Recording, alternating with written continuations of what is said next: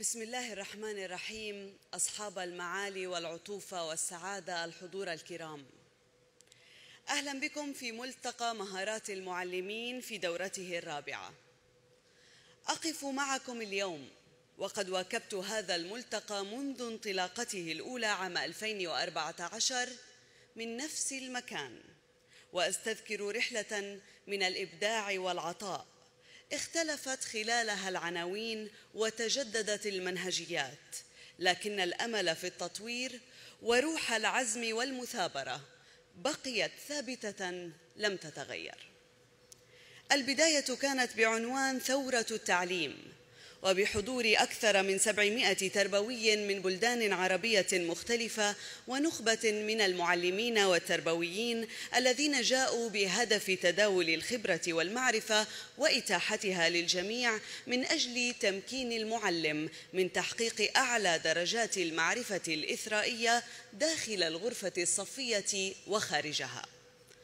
ثم جاء ملتقى مهارات المعلمين الثاني يحمل عنوان من ماذا إلى كيف، ليلخص مفردات إبداعية تطور العملية التربوية ضمن منهجية الإفادة والاستفادة، حيث تم عرض الخبرات الأردنية بين بعضها البعض إضافة للاستفادة من التجارب العربية بشكل أوجد خريطة طريق لواقع تربوي مختلف مؤسس على نقل الواقع التعليمي لحالة محدثة تتناسب مع متطلبات المرحلة. وفي عام 2017 تبنى الملتقى نهج التفكيك وإعادة التركيب، وذلك للإسهام في إثراء التجربة التعلمية والتعليمية في الغرفة الصفية، حيث ناقش محاور تتعلق بالقيادة والتعلم التفاعلي والصحة النفسية للطلاب والمتعلمين الاستثنائيين، بالإضافة إلى الريادة والابتكار والطفولة المبكرة. أما عنوان ملتقانا الرئيس لهذا العام فهو نمو يتخطى الدرجات، ليحفز القادة والمعلمين على النظر في تنفيذ أساليب إبداعية لمساعدة الطلبة على استيعاب التعلم بغض النظر عن العلامات التي يحصلون عليها، ومساعدة الطلاب على مهارة التفكر وفهم تطورهم الفردي الذي نشأ نتيجة رحلة تعلمهم، بالإضافة إلى تعزيز النمو الذي من شأنه تحسين الفضول الفكري ومهارات حل المشاكل واتخاذ القرارات الأخلاقية والتفكر عبر المباحث التعليمية كافة. ومثل كل عام يأتي الملتقى الذي تنظمه أكاديمية الملكة رانيا لتدريب المعلمين بالشراكة مع منظمة البكالوريا الدولية وبرعاية ملكية سامية من سيدة صاحبة الجلالة الملكة رانيا العبدالله المعظمة. الفيديو التالي يعكس روح ملتقانا لهذا العام.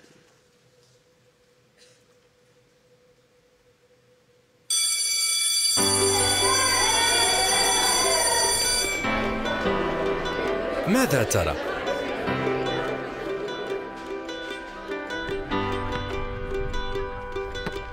درجات؟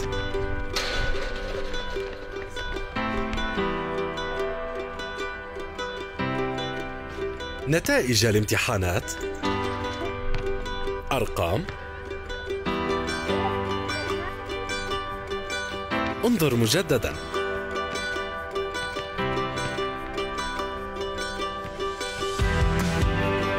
ماذا ترى؟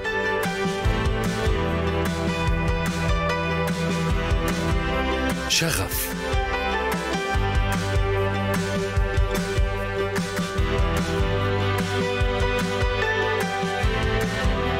ماذا ترى؟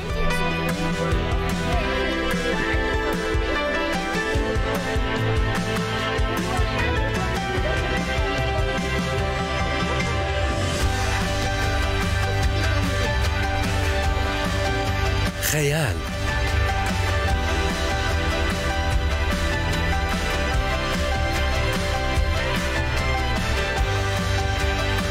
ماذا ترى؟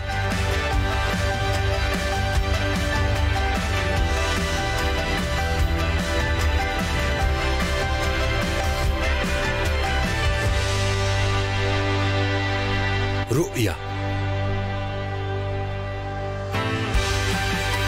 ماذا ترى؟ فضول.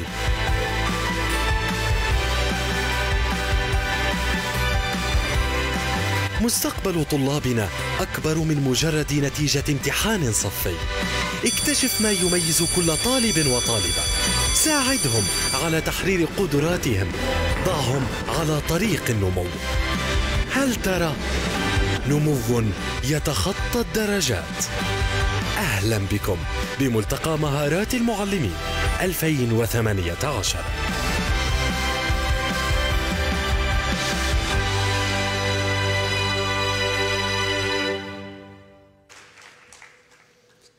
حاز ملتقى مهارات المعلمين على الاعتراف الإقليمي والدولي، ويرجع ذلك لأسلوبه الفريد الذي يركز على المعلم وحاجات الغرف الصفية من أجل تعزيز جودة التعليم. ويركز الملتقى الذي يعد إحدى مبادرات أكاديمية الملكة رانيا لتدريب المعلمين على فكرة بسيطة، وهي معالجة التحديات التربوية في المنطقة ابتداءً من الغرفة الصفية. الكلمة الآن للرئيس التنفيذي لأكاديمية الملكة رانيا لتدريب المعلمين السيد هيف بنايان.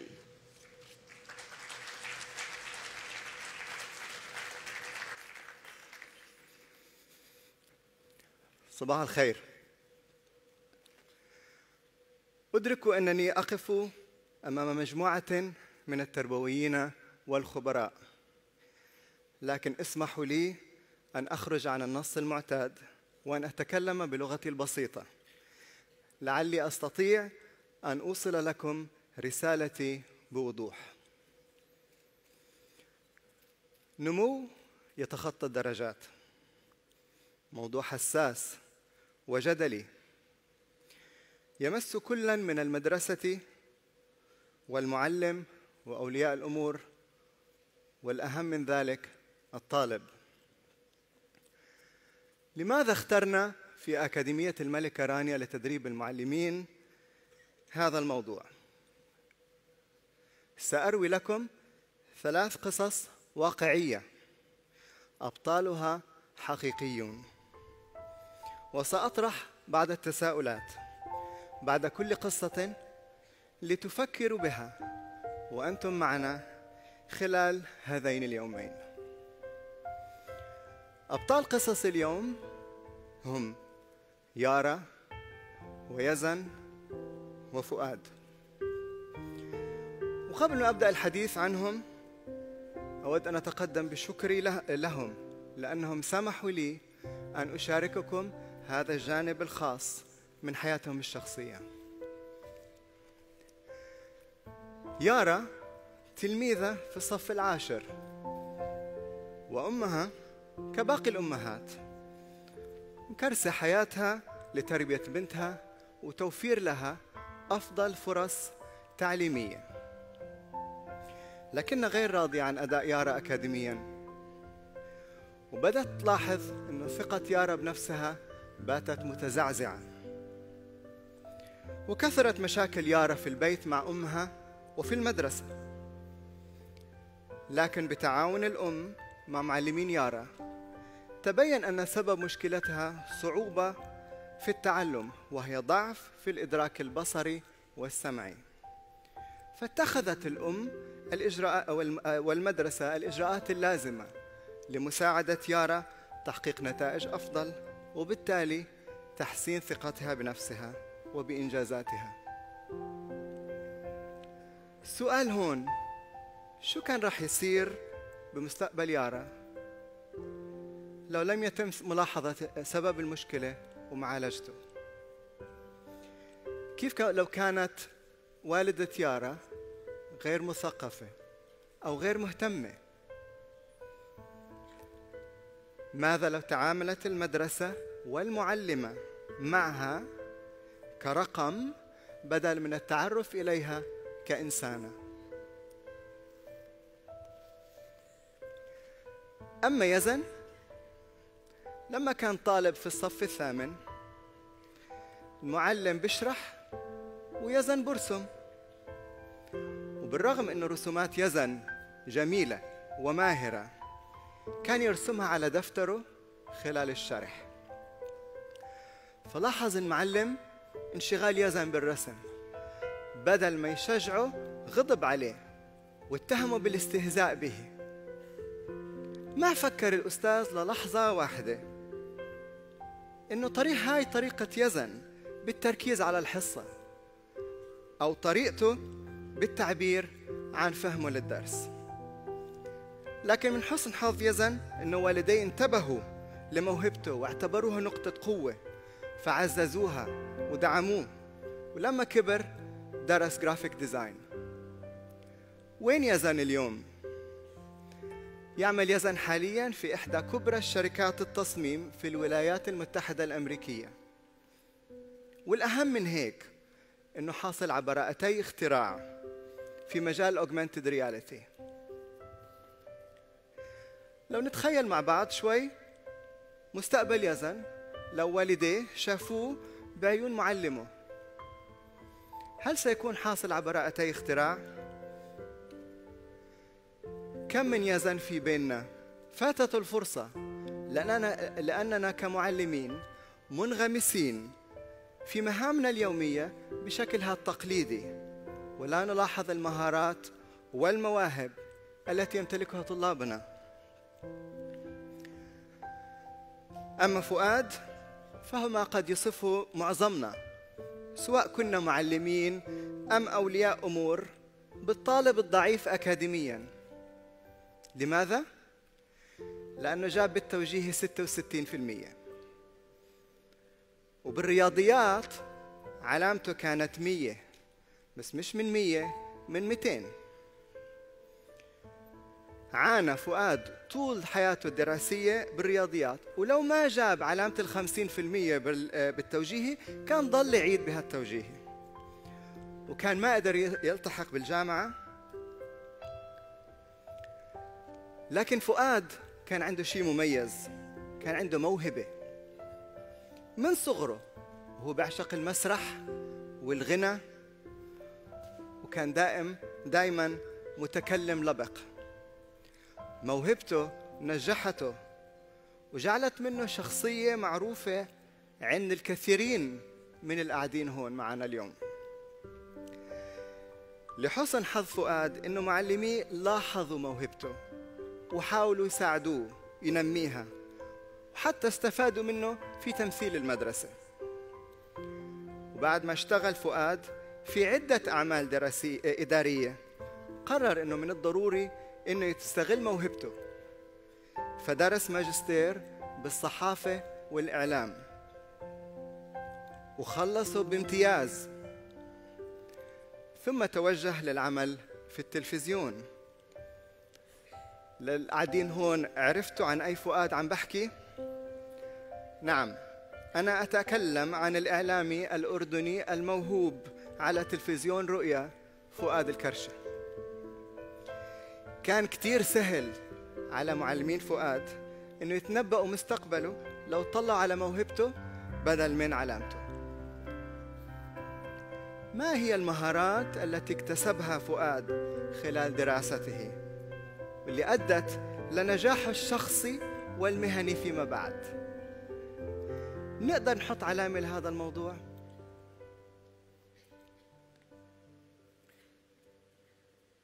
أنا أوافق أن التدريس هو جزء مهم من دور المعلم، لكن أتمنى أن توافقوني أن دوره يتعدى دور إصدار الأحكام بالعلامات، ويرتقي نحو تنمية الإبداع بكل أشكاله، من خلال الملاحظة الثاقبة للتعرف على شخصية الطالب، طريقة تعلمه، مواهبه، وأي جانب من شأنه أن يحسن عملية التعلم معرفياً واجتماعياً وعاطفياً، ومن ثم إعداده للحياة. الأخذ بيد يارا، دعم يزن، وتعزيز مواهب فؤاد. النمو الذي تخطى الدرجات هو محور منتدانا الرابع، فتمكين المعلم هو هدف أكاديمية الملكة رانيا لتدريب المعلمين، وهو سبب تواجدنا هنا اليوم. يتداول 145 متحدث من أشهر التربويين المحليين والعالميين مفهوم نمو يتخطى الدرجات، بورشات عمل عددها 128 وفعاليات عددها 11، بالإضافة إلى 3 جلسات أبحاث. سعيدون بكم ضيوفنا الكرام. بدينا ب700 مشارك واليوم أنتم 1300 مشارك، منكم عدد كبير مش بس ضيف على أكاديمية الملكة رانيا، بل ضيوف أعزاء على قلب الأردن.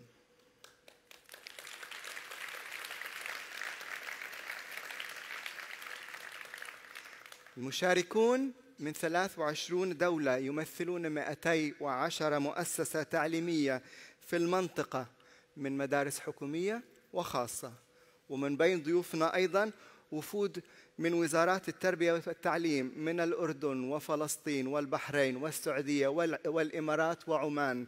يسعدنا أن نرحب بكم.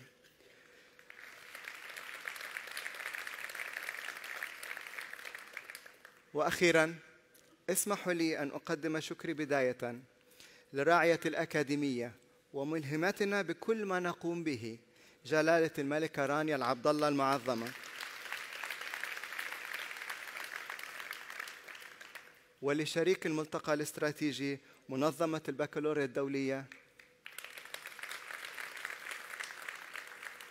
ولكافة الجهات الداعمة للملتقى. نثمن وجودكم معنا ونتمنى أن يكون عطاؤنا على مستوى توقعاتكم. شكراً.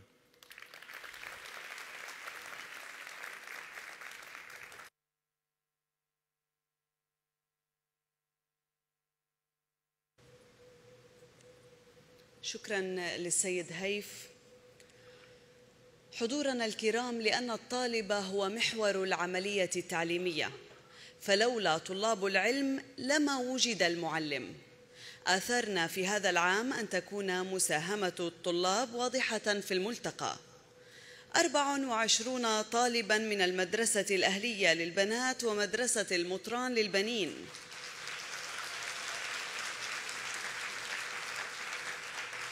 جاءوا جميعاً ليشاركون موهبتهم بالغناء، هذه الموهبة التي لم تكن لتنمو دون رعاية من الأسرة والمدرسة. أمامكم الآن حضورنا الكريم يقف نخبة من المواهب المميزة التي لو نظرنا في غرفنا الصفية لوجدنا الكثير منها. رحبوا معي مرة أخرى بكورال مدرستي الأهلية للبنات والمطران للبنين.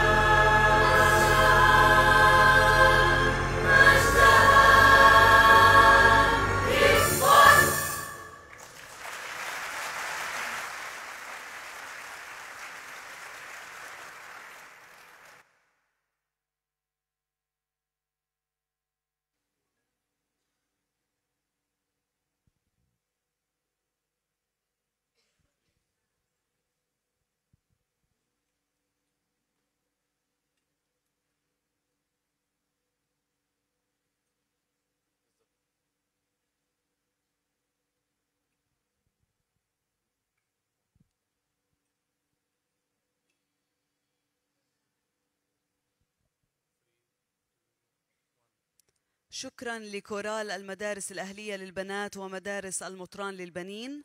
الطالبان كريم خليل وسلمى بيروتي من مدرسة الأكاديمية الدولية عمان أحبا أن يقدما متحدثنا التالي بطريقتهما الخاصة، فليتفضلا.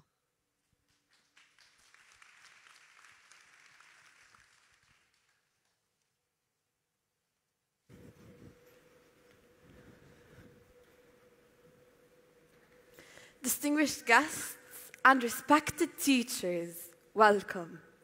This year's conference, ladies and gentlemen, is about growth beyond grades, a topic that rings true for all students these days and even comes as a reassurance to some. We have witnessed firsthand how learning has changed over the years and how vital an organ technology has become. Technology is continuously changing the ways students learn and how instructors teach. Accessibility, interaction, collaboration. Three aspects technology has stimulated within the classroom.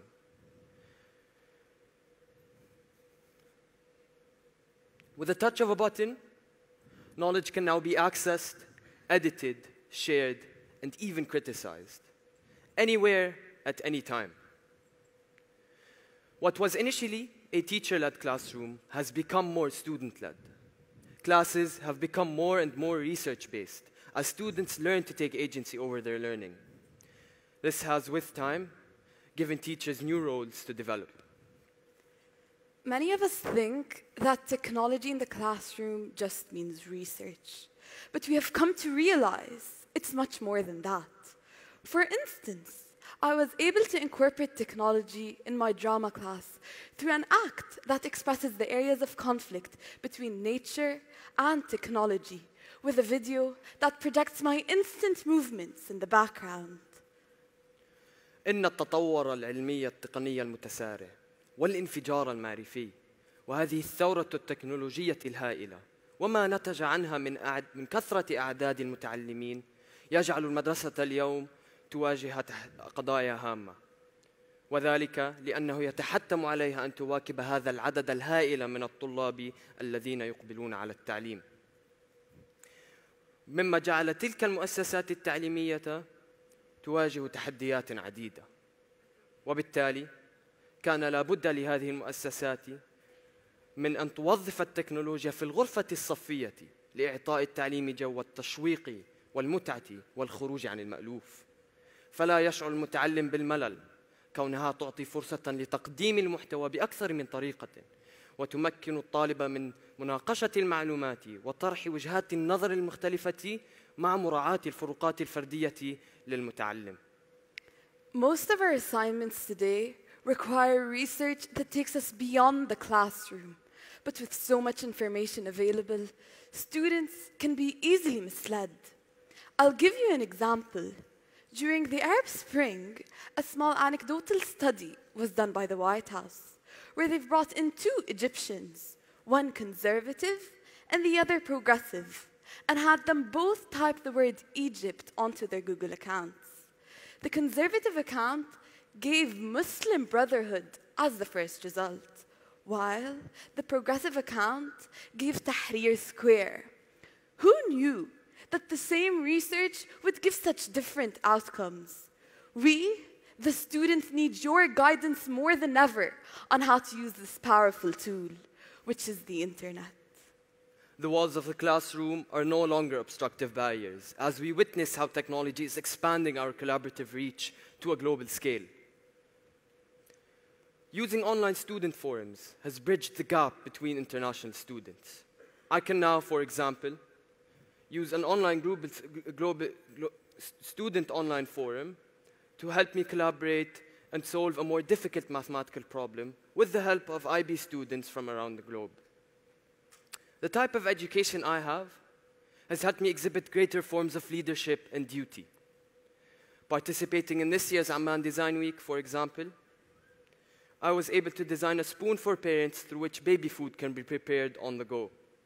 I saw a need and had the benefit of my teachers and school to help me address it.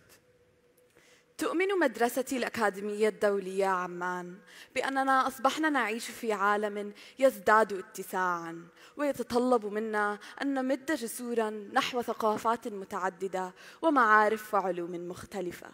لذا كان لا بد لهذا الصرح أن يجعل من التكنولوجيا الأداة المعتمدة لعملية التعليم والتعلم لتحقيق هذا الهدف.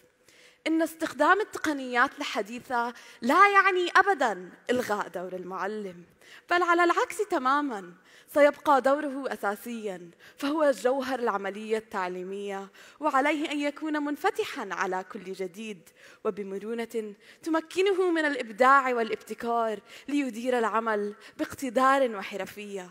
كيف لا؟ فهو القائد والناقد والموجه والمرشد.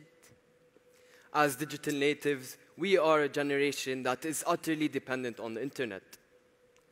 We need to avoid doing old work with new and advanced tools, an idea put forth by today's guest speaker. Ladies and gentlemen, it is of our utmost pleasure to present a pedagogical pioneer. With the Stanford Institute for Education Leadership Through Technology, Mr. Alan November has led the educational sector into the future. He has helped schools, industry, and governments improve their own quality of education. His areas of expertise include planning across the curriculum, staff development, new school design, community building, and leadership development. Mr. Alan November was named one of the 15 most influential thinkers of the decade by Tech and Learning magazine.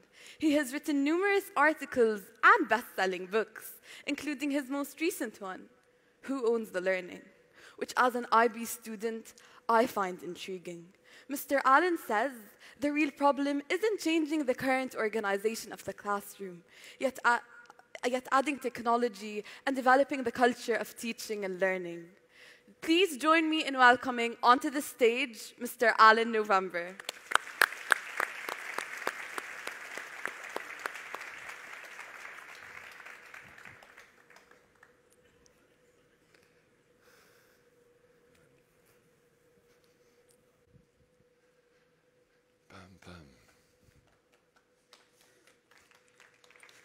Well, I never had students give my talk before I get up on the stage before. That was pretty amazing. You know, I was talking with Mary while we were setting up this morning. I don't know if you realize what a world-class event this is. I have presented in 40 countries, and it does not get any better than this in terms of organization and design. So, well done. It's that this will be a lifetime memory for me. We all have to take a photo later, okay? We'll take an action photo. So I just hope that my comments are good enough for you to criticize.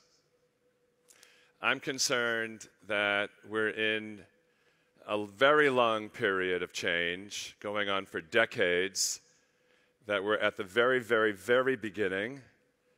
We'll look back at Google, what it looks like today, in 10 years, and other things that we use today, phones, and we will be laughing at how primitive they are, even though we think today they're cutting edge. So I've learned, because I've been doing this for a very long time, not to be too impressed by any technology that's currently in front of me.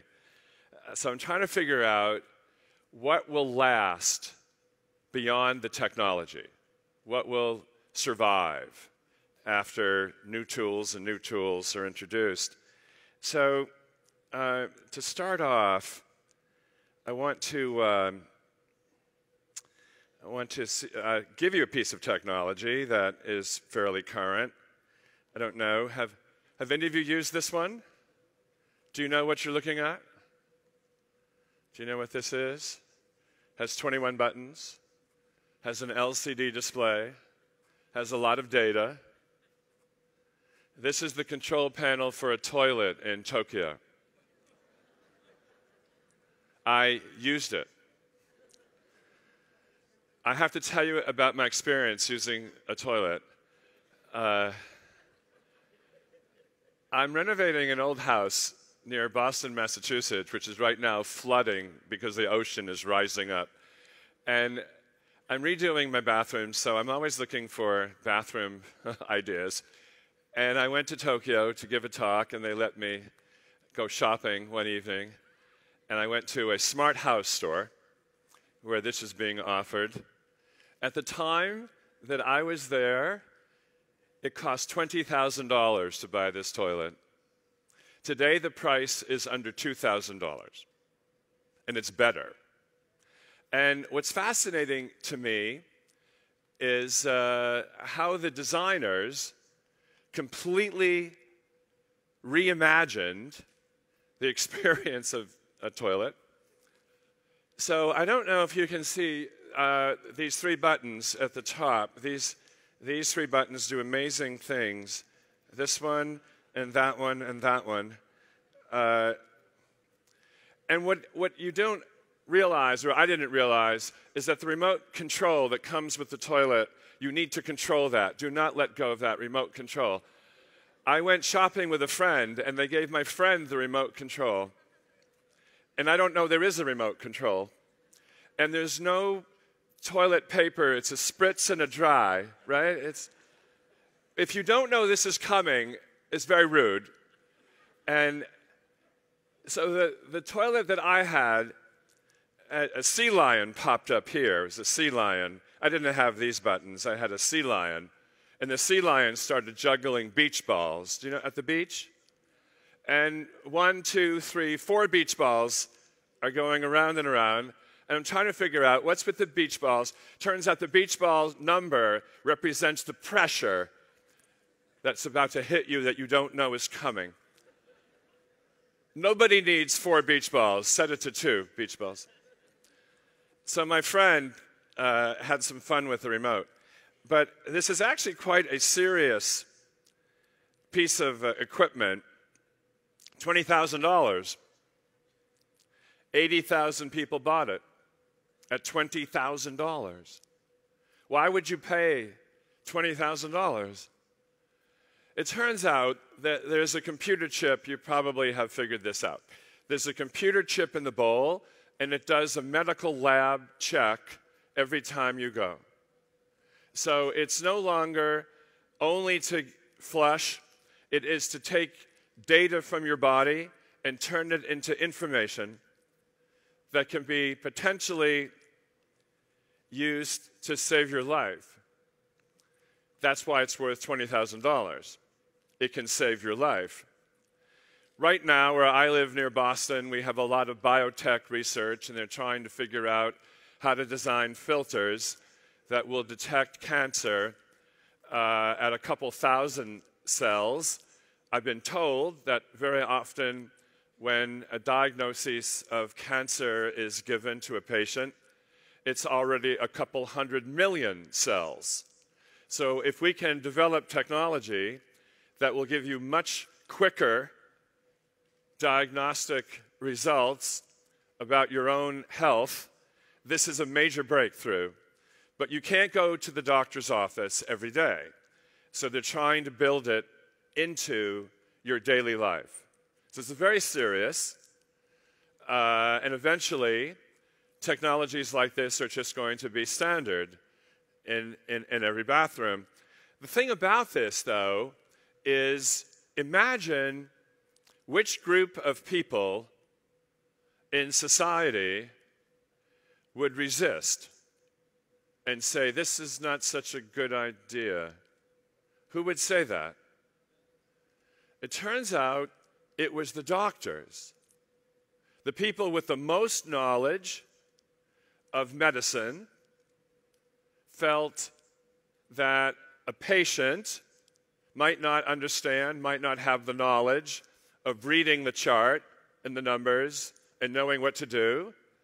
So they anticipated that this is not very good, and that the doctors should continue to control the medical lab data instead of moving it into the home where the patient has immediate access. Well, the resistance went away, but I am fascinated by resistance of new technologies. And I've learned that the pattern of resistance is often the people who have the most knowledge before the technology was invented that shifts the control. And I think you probably can guess where I'm going with this. I think the reason that perhaps in my country we don't use technology as well as we might is because there is some resistance in teachers to this shift of control that I'm going to try to outline.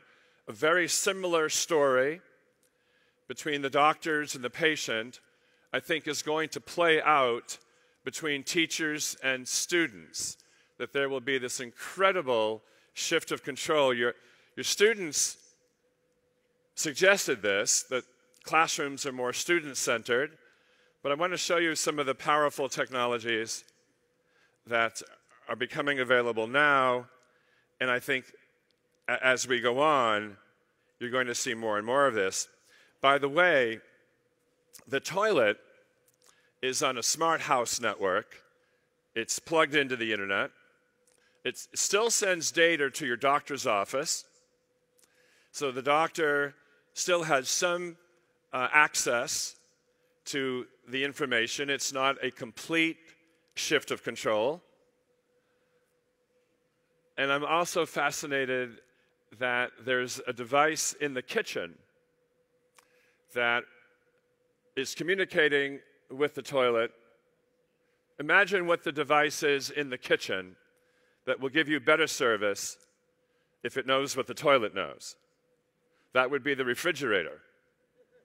The new refrigerators have a thumbprint recognition on the door. So if I open the door of the refrigerator in my kitchen in the morning, it talks to me. It has voice, like a Siri-like voice, and it might say, "Good morning, Alan. May we suggest more fiber today?" So my refrigerator knows I need more fiber because the toilet told it I need more fiber. You like that idea? You like that? It's a cute idea. So I want to bring a couple of big ideas out of this story that I think is important for education. Number one, the really important value of why people will pay $20,000 is not the hardware, it's the information. The real revolution is information, not technology. Technology, if you allow me, is only like the digital plumbing for water. Technology is just plumbing. What we really want to know is the quality of the information. The real revolution is the internet. That's the revolution. The other is this shift of control, that as you get access to more information, such as the LCD in the back here, you need more knowledge. Information is not knowledge. So as we go on, lifelong learning is going to become more and more and more important, that you can make meaning out of information you have never seen before. So the concern of the doctors is not an everlasting one. Patients will have to be educated to understand data about their own body and what their options are. The other part of this is that information will move from one place to another, bathroom to the kitchen, where you can reuse it in another way. That information will be reprocessed and reused again. And by the way, there's app for the phone. Everything talks to everything else. You have this data on your watch, on your phone, about your body. It's amazing. I just bought a smart water bottle. Do any of you have the smart water bottle? I bought it last week. Anybody have the Hydrate water bottle? It's not this one, but I left it at home. I have a smart water bottle. It knows how much I drink. It connects to my phone for my exercise. It knows when I've exercised. It tells me I have to drink more. I can have a network of friends who have the water bottle. We all know how much each other is drinking. It's amazing. A water bottle. So we have all of these devices that have never been on the internet, the water bottle, toilet, and they're all moving to the internet. So I want to talk about classrooms connected to the internet and the shift of control and the fact that we have an information revolution. One of the more powerful information processing tools for education is Wolfram Alpha. I met with 3 or 4 students yesterday, and my recollection is that none of the students had seen this before. It's an incredibly powerful search engine. It's designed for learning. Google is not designed for learning. Wolfram Alpha, I'll just tell you what I've done here. I've typed in hot dog and hamburger. And Wolfram Alpha is very good at comparing two things. So as I scroll down, Wolfram Alpha gives me all these charts comparing hot dogs and hamburgers. It's just data. It's just information. It doesn't do me any good unless I know what to do with it. But I need this information. Let's say the assignment is to design snack food for the space station.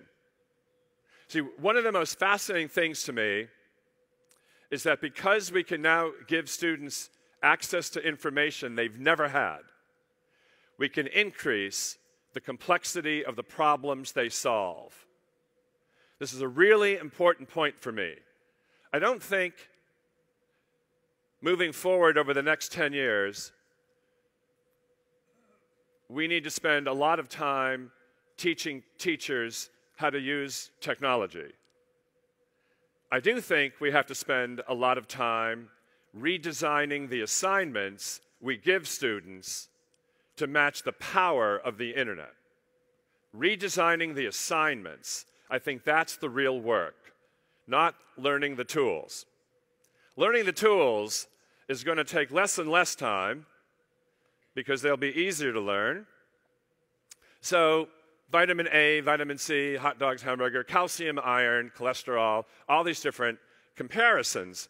Now, just to let you know, if I take a look at this, the way this is organized, at the bottom of the search tool is a sources button.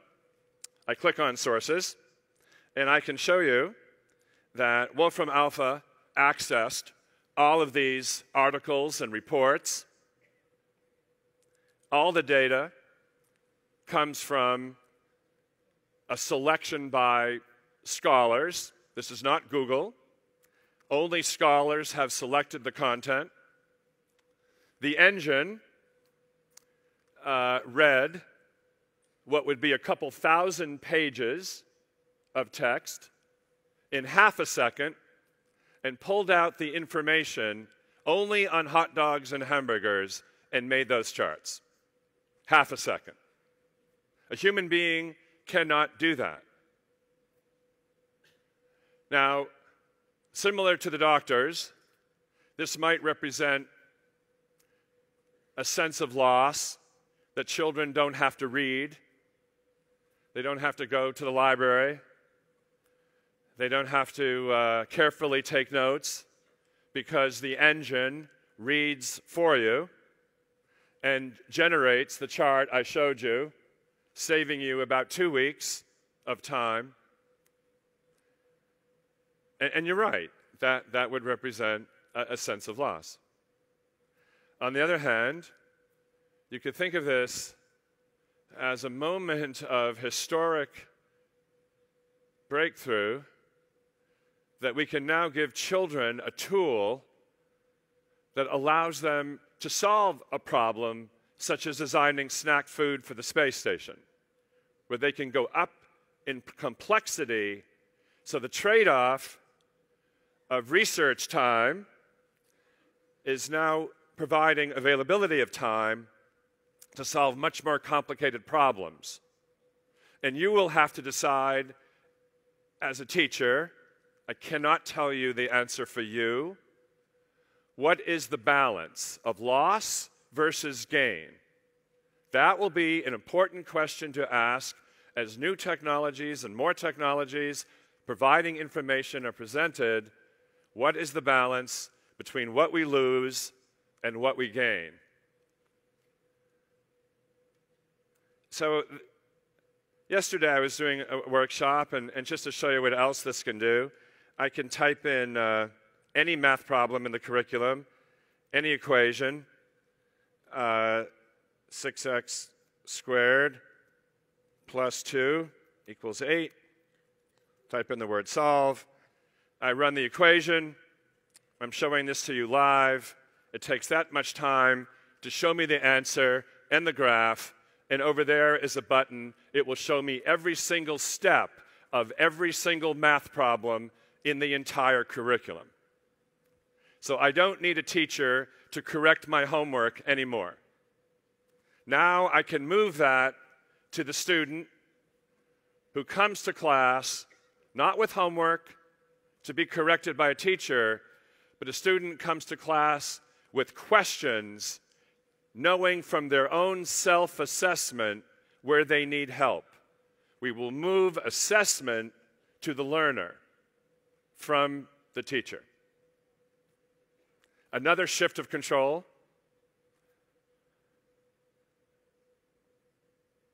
And I'll just tell you, in the United States, all math teachers do not embrace this idea with equal enthusiasm.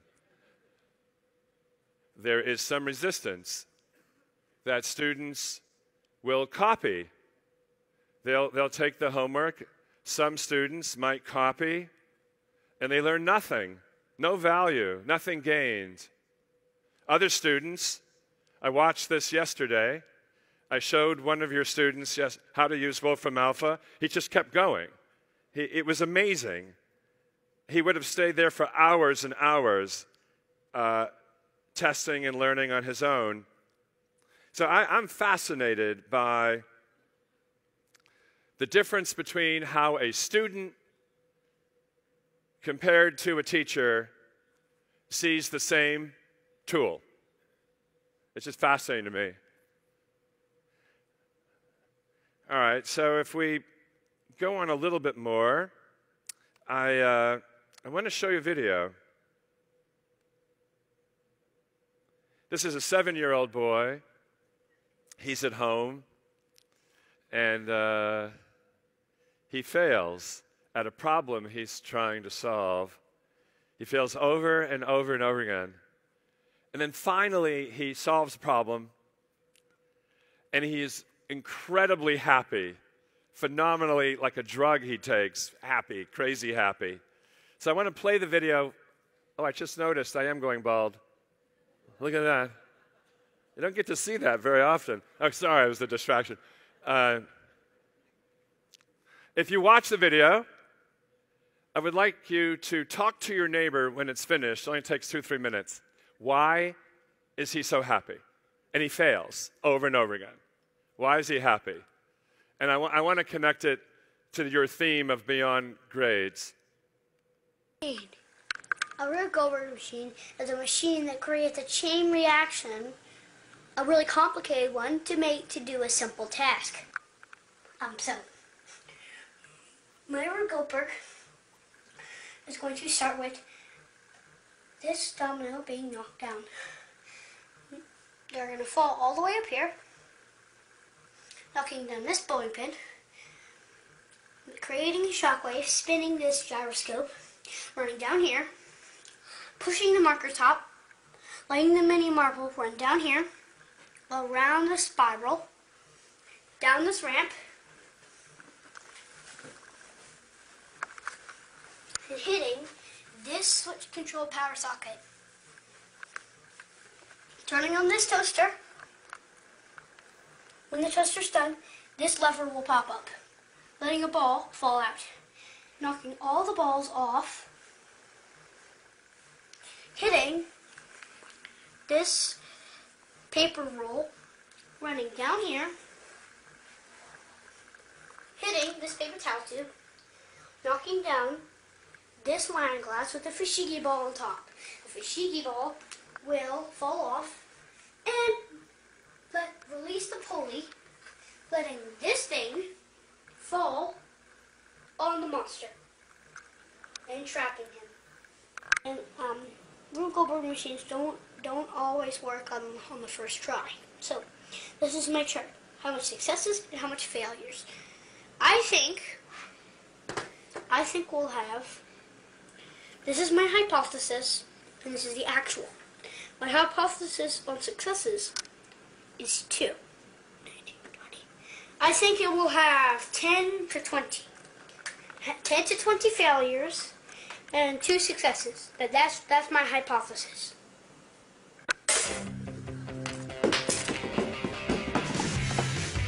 Oh!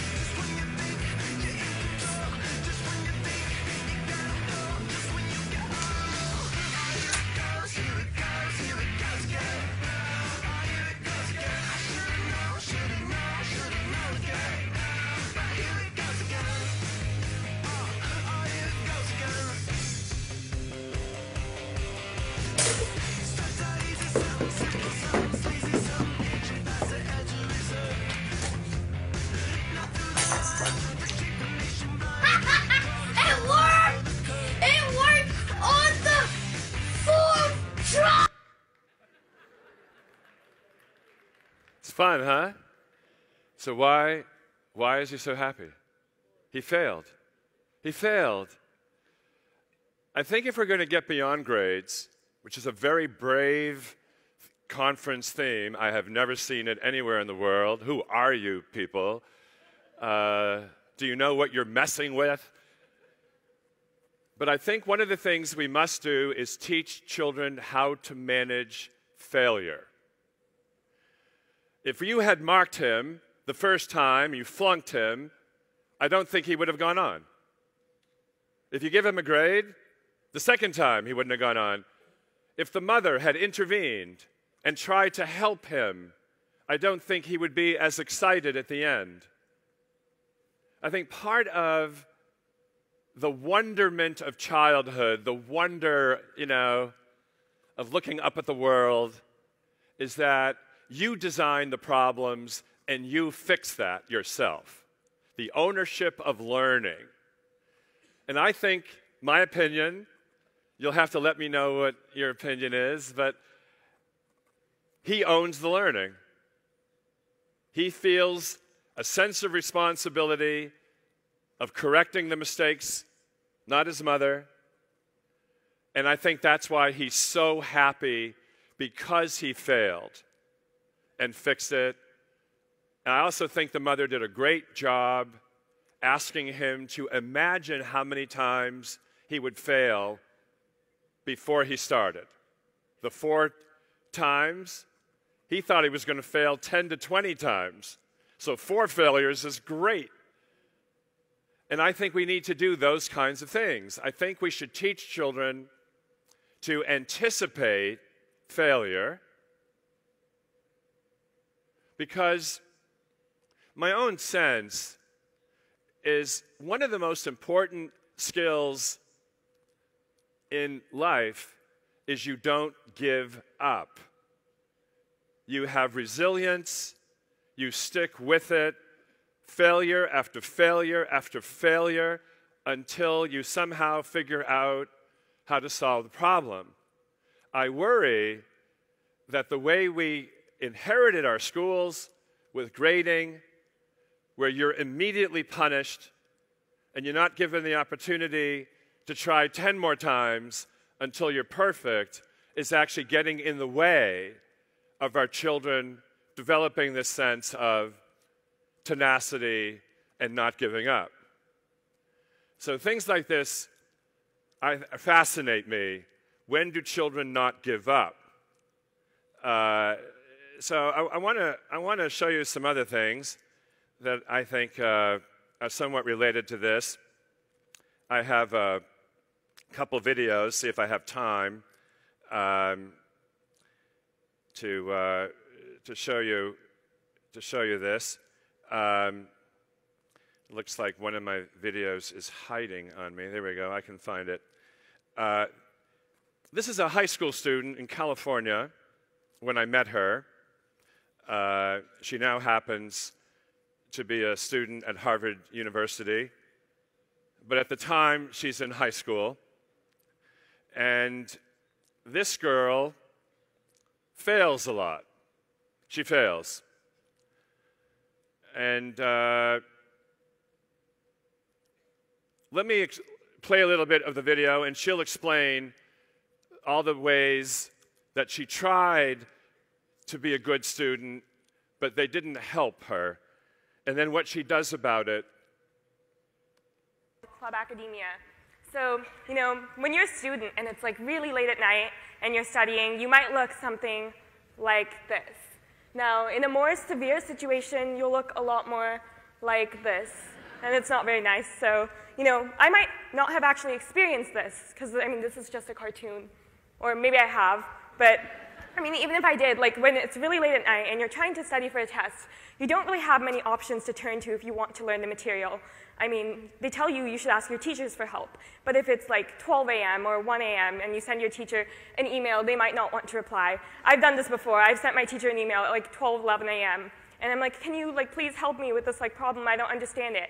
And they don't reply, and I get really irritated after like, 5 minutes. So I send them another email being like, oh, you should really check your email. I really need help. Like the test is tomorrow, And they don't really reply to that either. So I have to turn to other options.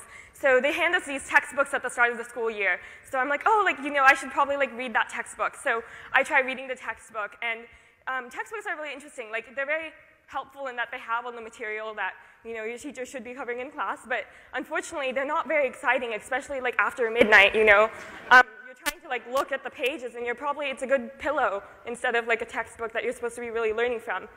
So something else I could try is asking a question on an online forum. But, we don't really know the credibility of the people who answer these questions. I mean, who is Woo? So, one of the things I ended up doing is actually finding video tutorials online on YouTube. And that was amazing for me because, you can really hear someone else speaking to you, you hear their voice, they relate it to real life examples in their life. I found that very helpful, but sometimes the problem with the videos, for this one, for instance, I guess it's a little blurry because it got zoomed, but this video, it says it's 13 minutes, and that's really long, especially when it's late at night, or if you're a student and you don't really, just humans in general, we don't really have a long attention span. So 13-minute videos are millenniums for us. And, can you really find the information you need in that 13-minute video? I have a very specific question, and this video is so general. So a lot of times I found myself just wishing that I could just turn to a friend who was in the same exact class as me, same teachers, same material, and they understood it, and they'd be able to explain it to me in a way that I could understand it too, because they were a student and they just recently went through that process. It's fresh in their mind. And sometimes, teachers, they know the material so well that they sometimes forget how to explain it to students.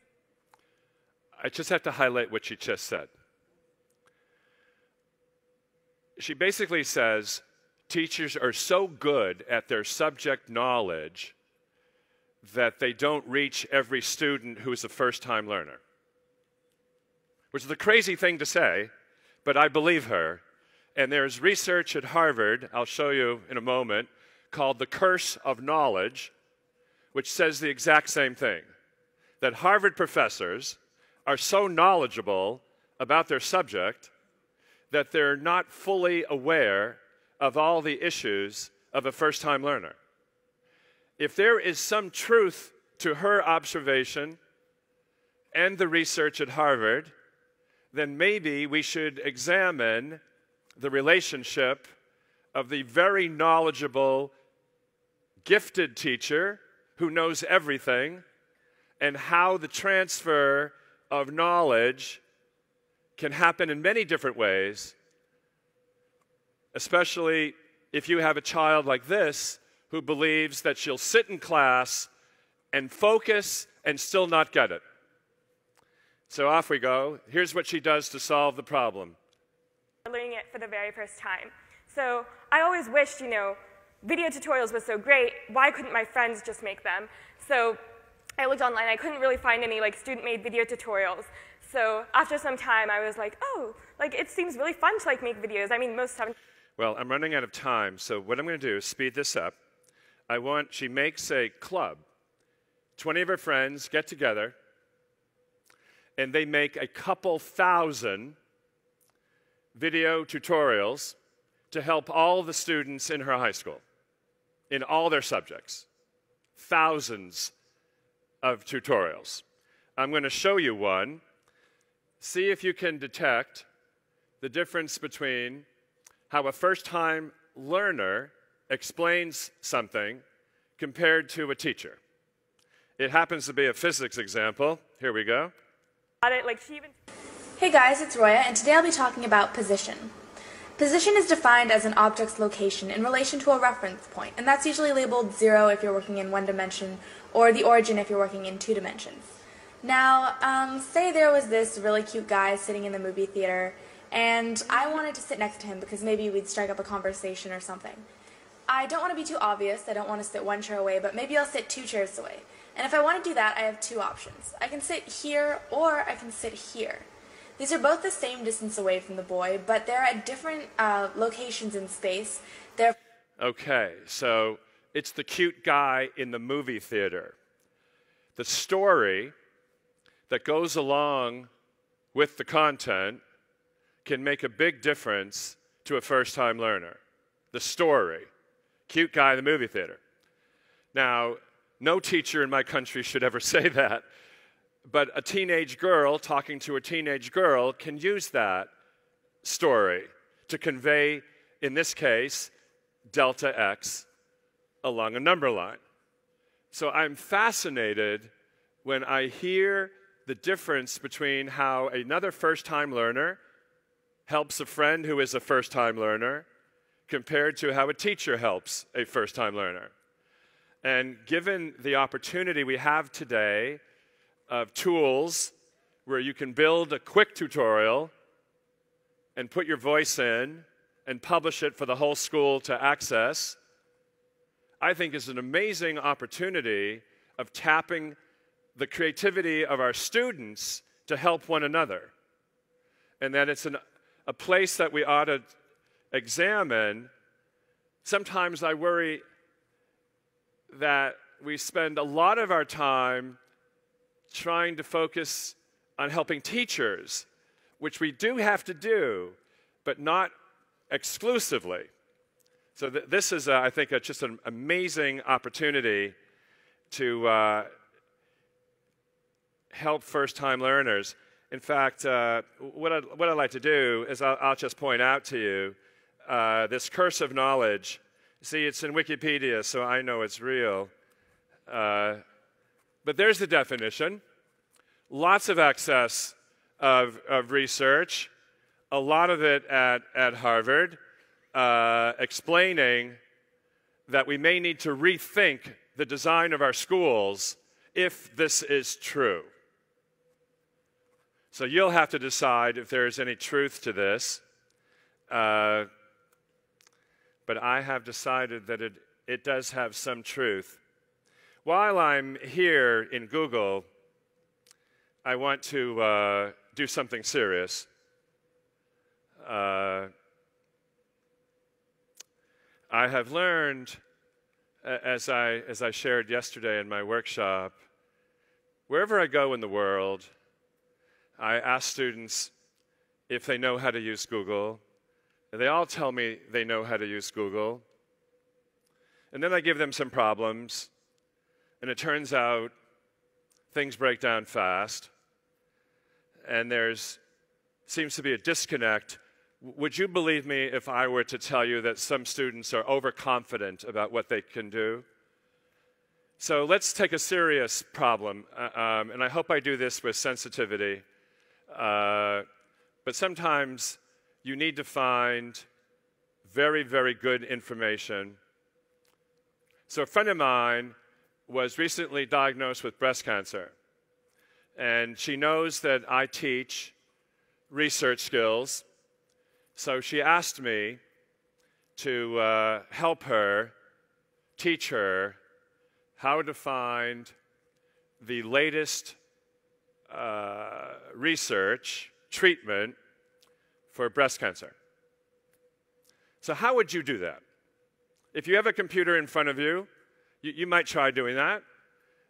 You have a friend who comes to you because they know you're a teacher and you have internet, and they ask you to teach them how to find the best information on breast cancer treatment.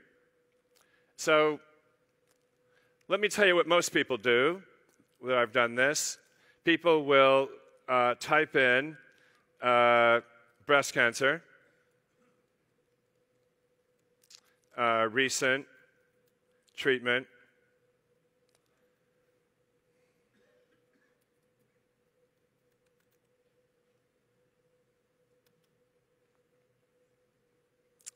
and it turns out this is a terrible way to search.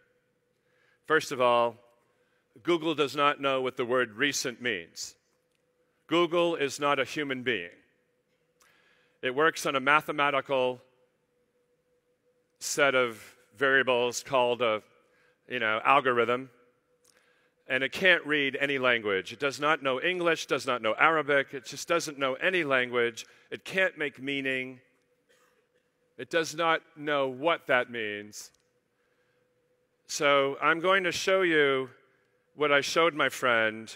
First of all, it was in the United States, so I decided that all research hospitals in the US have the same extension. It's EDU. I'll just tell you, every research hospital in the United States has the extension EDU.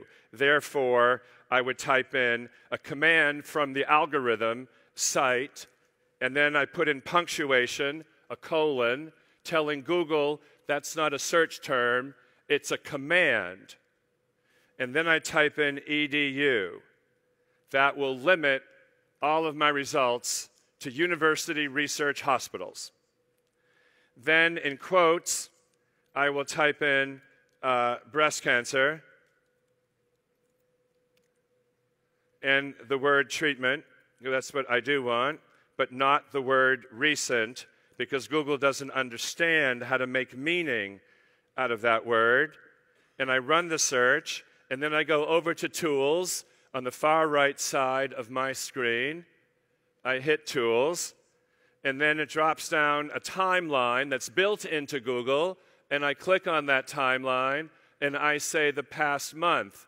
I can put in a custom range, but my definition of recent will be the past month. And I click on that.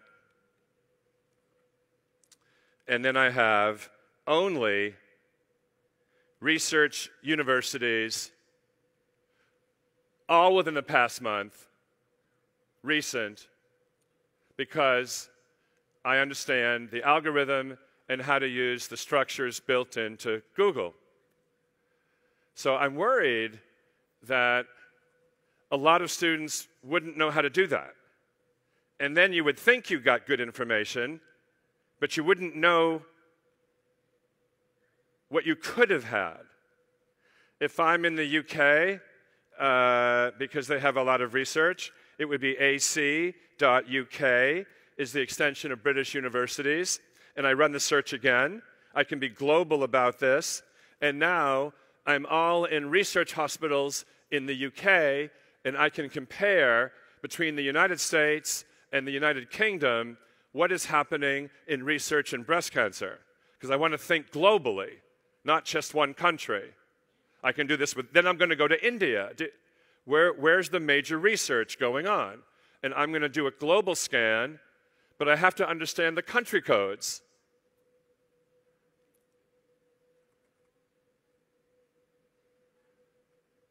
I don't know how many of you could do what I just did, but I've learned that a lot of students don't know how to use the built-in command set in Google.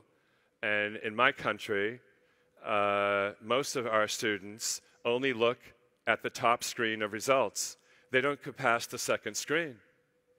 They don't see what they don't see. Which means, if it makes it in the top screen, that's all they see.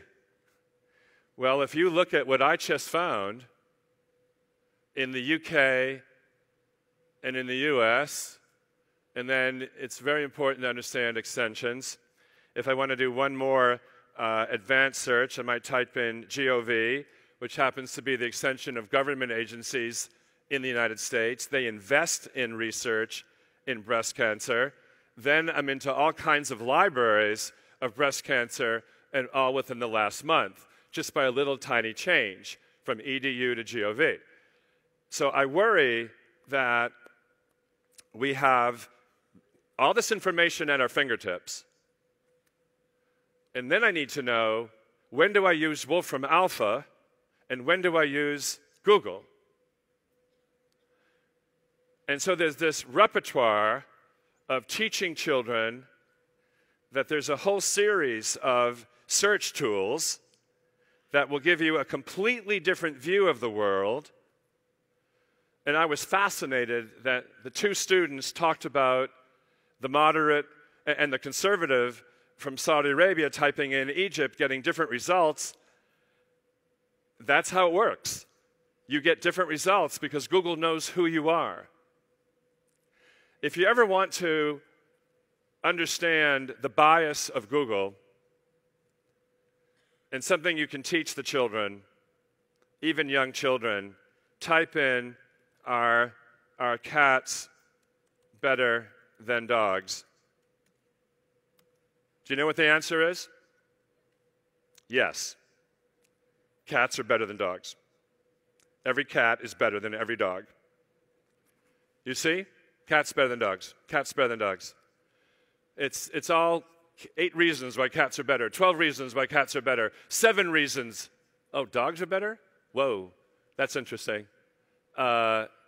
Most of it is cats are better because Google sees that you want an answer. You want that cats are better. So how you design your search, Google is trying to figure out how to make you happy.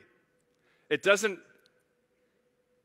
really give you the best information in the world of any search you put in. It's looking for what you want first, and it gives you what you want. No teacher would have designed this. No librarian would have done this. And so I worry that every time a student is doing a search, unless they've been taught how to design the search, where the bias of Google giving you what you want is taken out, they will be living in a world of their own bubble.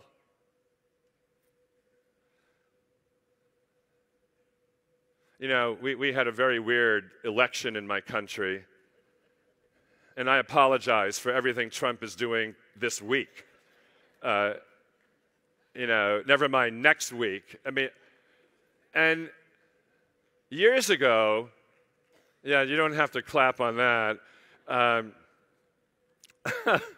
You have to laugh, though. But years ago, I wrote an article explaining that democracy would be at risk if we don't teach people to evaluate information and somebody makes stuff up and says this is true, and it's on Twitter, and it's on YouTube, and it's on these channels that people access without understanding critical thinking, then whole countries, like the United States, could be taken over by someone who just makes stuff up. I hate to be right on this, but we have a huge dilemma in front of us. If we do not teach children critical thinking on the internet, I'm afraid that we're going to look back at Trump as the good old days, and that would be a disaster. All right, so sum things up. Real revolution's about information, not technology. From the toilet to the refrigerator, your phone. But the key to all this information is learning how to question it. It's learning where's the bias, where's patterns. And I think we need to teach children that failure is guaranteed in life. You will fail. But the difference between somebody who succeeds and the next person who does not is you don't give up. You know how to have a plan and stick with it.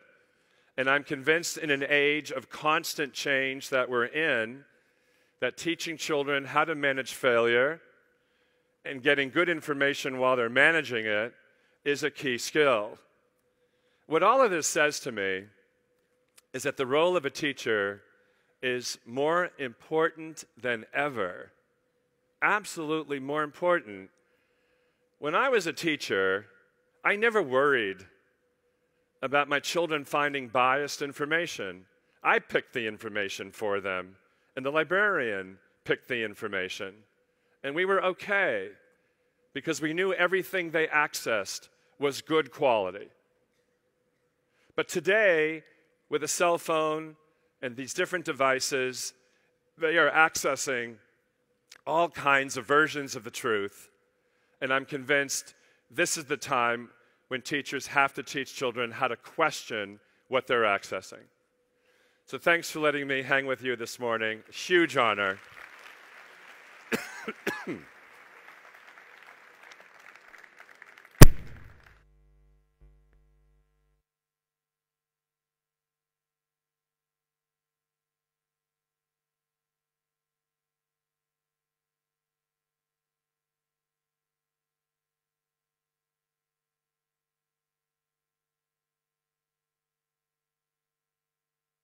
Thank you, Alan, for your insightful presentation. نشكر السيد آلان نوفمبر. أيضا نود أن نشكر ونرحب مرة أخرى بجميع الوفود المشاركة من وزارات التربية والتعليم في كل من الأردن، فلسطين، البحرين، السعودية، الإمارات، قطر وعمان. أهلا بكم مرة أخرى في الأردن وفي الملتقى. أعزائنا الحضور، نعلن الآن بدء ورش العمل، ونرجو من الجميع الاطلاع على أجندة الملتقى التي تم توزيعها على حضراتكم في الحقائب، أيضا لأخذ فكرة عن الجلسات الغنية في الملتقى. ولمزيد من المعلومات يمكنكم زيارة الموقع الإلكتروني teacherskillsforum.org. أيضا نود تذكير حضراتكم بوجود جلسات للعارضين وزاوية عرض لأكاديمية الملكة رانيا لتدريب المعلمين، فيها كل ما يتعلق ببرامج الأكاديمية.